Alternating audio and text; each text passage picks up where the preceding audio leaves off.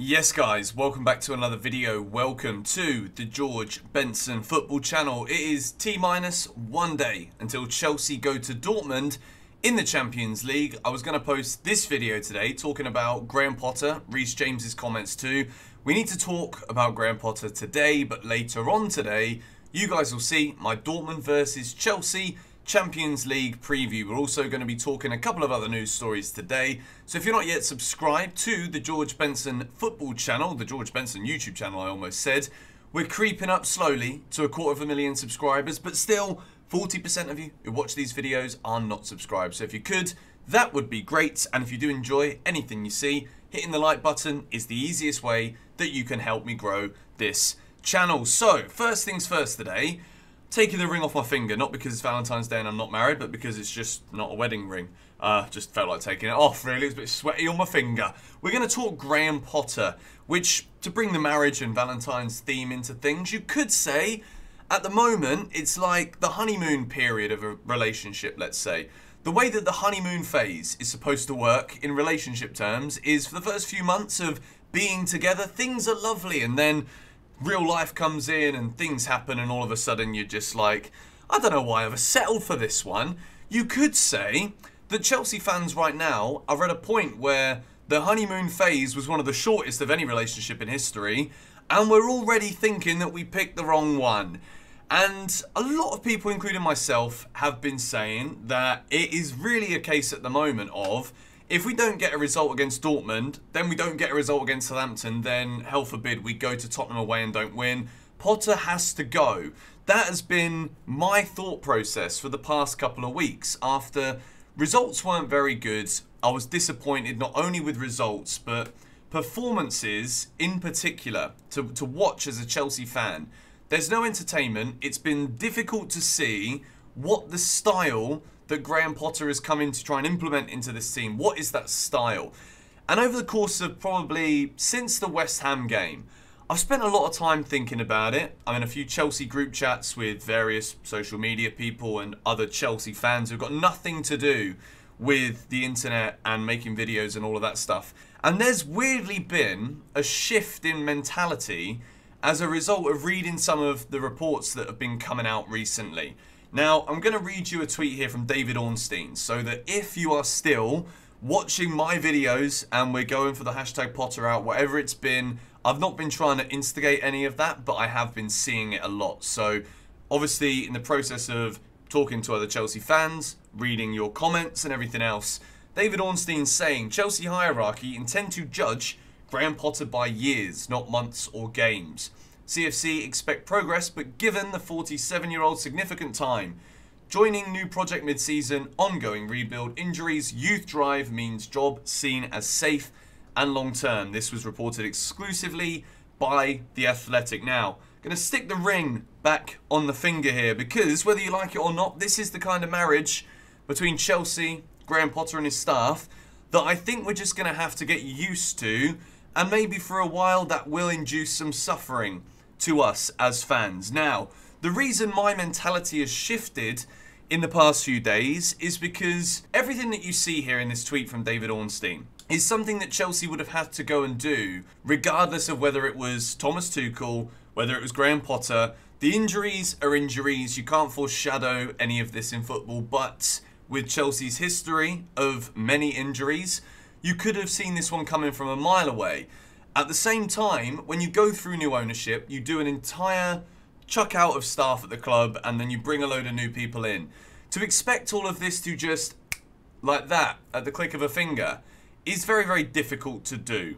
Now, when you look at the Manchester City project, it wasn't all fireworks immediately. You remember they went to Middlesbrough, I think, were beaten 8-2, and they still had players that they bought in like Elano. It's not always just going to be results coming through the door straight away. Graham Potter has come in as the long-term manager to change the fabric and narrative behind how and what Chelsea Football Club is. Whether I agree that he's the right man or not, only time will tell. It's a massive gamble from Todd Boehly to give Graham Potter the contract that he was given. But at the same time, and this is where I round up this point here about Graham Potter, at this moment in time, no matter what results I think we get in upcoming games, with the recent struggles with the team and results being poor and not scoring goals and not being entertained, with all of this being said and done, I've kind of hit a turning point with Graham Potter. And that is that I'm just going to have to back him, whether or not things do not quickly, rapidly increase in terms of Chelsea's fortunes or not. I would like to believe that if there was any chance, in terms of the timing, that Graham Potter would turn this around, it's got to be now. Injuries, players are coming back, we're not getting new injuries. Touch wood, my desk is made out of wood, just in case you were wondering. The most probable time that Chelsea's fortunes can go in more of a positive trajectory is now. And that is more so than during any other period of Graham Potter's tenure as Chelsea manager so far. When you first come in, honeymoon phase, let's bring that up again, we had a few good results. All of a sudden, it dipped dramatically. And in between all of that, we have had an incredible January transfer window where every single player that we've bought, you can see there is a strategy behind it. You can see it's a position that needed to be rectified, that needed to be improved. So, with that being said, we've got a massive game tomorrow against Borussia Dortmund, and I want to try and shift the energy. I've been very negative, and the chances are, as I always say, 6 Things We Learned is a reactionary series where I say exactly how I'm feeling about the performance, and I try and tie in a few little where are the club going as a result of this and why we keep seeing this kind of thing. We've just got to back him. I think at this point we don't have much choice. I think no matter what kind of voice we try and give as Chelsea fans, Potter's going to be given a lot more time than a lot of us believe. Right now, based off of the previous Abramovich Chelsea that we know and we loved, it's not going to be the same. And I've come to terms with that in recent days. Now, another thing that I think we might need to come to terms with is Chelsea's future next captain after Cesar Azpilicueta is, in my opinion, let me know if you disagree with this by the way, it's becoming more and more obvious who this guy should be. It should be Reece James. Reece James came out and said, I don't think there's a trophy Chelsea can't win. When that happens, I don't know. With the team we're building, the structure, all the young players, I think we're going to be one of the best teams in the world. As you can see here, I've picked that quote, but there are a few more things here that Reece James has said as part of a bigger interview. And for whatever reason, Reece James has become my favourite Chelsea player. Over the course, I'd say, of the last 12 months, I think what I really love about Reece is not only is it clear and day when Reece James is fit and healthy, Chelsea are significantly better than Chelsea are without Reece James. I think that goes without saying by this point. But he's absolutely Chelsea through and through. And when you look at and consider players for the next captaincy, such as Thiago Silva, it could be his last year next year, maybe the captaincy's given to him. I think Thiago Silva would be more than happy to take over as vice-captain, knowing that Reece James is the life, the soul, the future of Chelsea Football Club. So I'm pushing that mini agenda of mine out to you lot here. I want to know your thoughts at this point in the comments down below about who your future Chelsea captain is. Reece James also mentioned a load of stuff about how the January transfer window is a bit of a ball ache for him personally, because it's like you've got so many football games, you want to concentrate on the football, but there's always the narrative of transfers and stories in the background. But I feel like we're going to go on to be one of the best teams in the world. This guy's staying for the long haul. He's already up there as one of the top right backs in world football.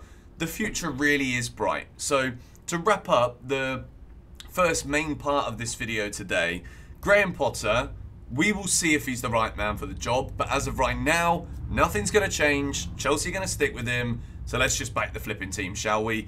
And Reece James is the diamond nugget, the diamond gem, whatever you want to say, within a bunch of thorns at the moment. Isn't it Rose and a bunch of, I don't know. It's a load of nonsense, a load of Valentine's Day quotes from me here today as well. However, the next story that we're going to move on from today is regarding João Felix. Fabrizio Romano has said Chelsea always felt that if João Felix is happy at Chelsea, they feel that in that case it can be a serious option to reach an agreement for Felix in the summer.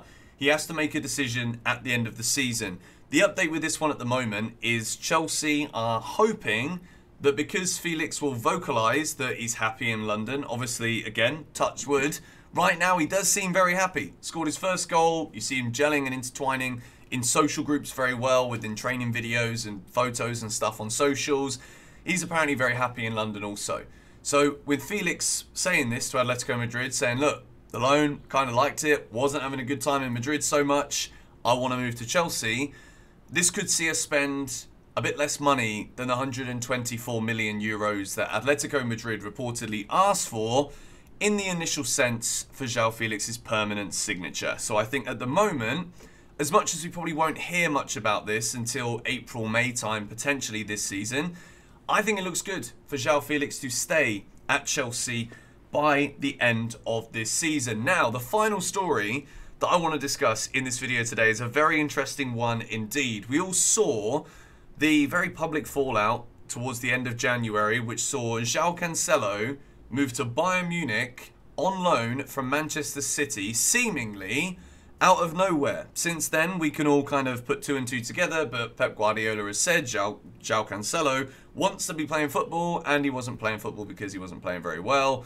Probably kicked up a bit of a fuss. Out the door, Bayern Munich have a 70 million euro option to buy at the end of this loan. Now, Bayern Munich, they don't have the same financial muscle as the Premier League, so you guessed it, Graham Bailey is reporting here that Chelsea might swoop in if Bayern do not exercise their option to buy in order to create a bit of a shift at left back.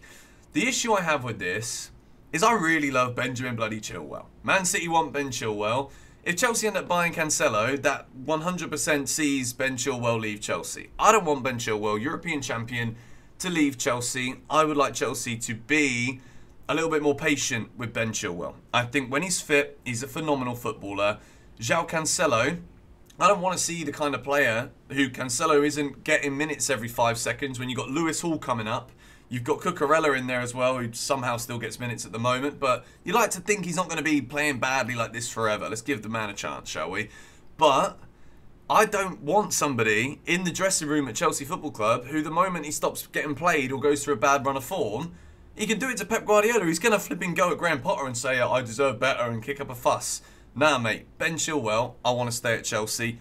I'm personally not interested in a move for João Cancelo. But let me know your thoughts on this in the comments. I know he's a phenomenal footballer, but not for me. So anyway, going to wrap this Chelsea news video up for you guys here today. Chelsea news plus some opinions, some progressive thought, mentality things from me. It's a personal thing. You don't have to support Graham Potter if you don't want to. But I just think at the moment, with all of the signs we're seeing, it's inevitable that he's going to be given a lot longer than some may believe he deserves. So why don't we just support that and just keep on hoping at this point to see improvements. We've got to at some stage, but anyway, subscribe to GBFC if you haven't already done so. Hit the like button if you do enjoy these daily videos, and I'll see you guys later. Come on, you Blues.